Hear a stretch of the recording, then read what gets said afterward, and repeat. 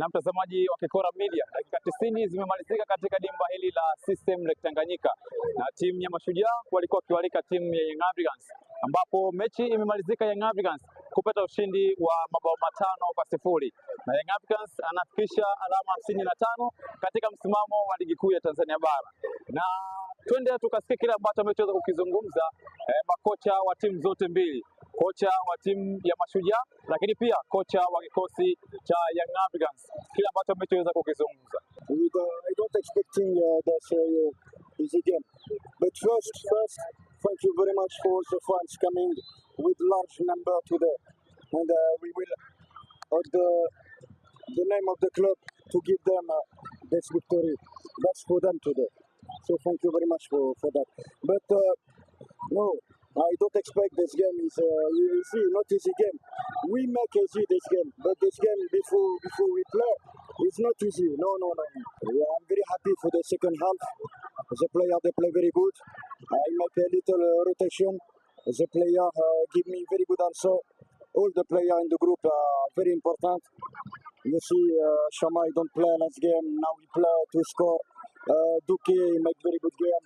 Today Muda no play, very good mentality. You see him now, he working very hard. So football like that, I must to do like that with all the players.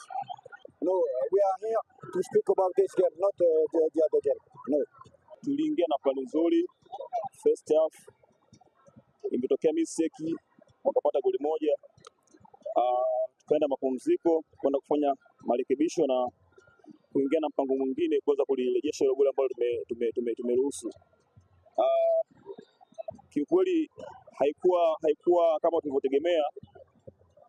Misi kama tumefanya basi wameweza kutufunga magoli zaidi ya 4 second half. Ni mistake, magoli yote ambayo tumeruhusu ni magoli ambayo makosa.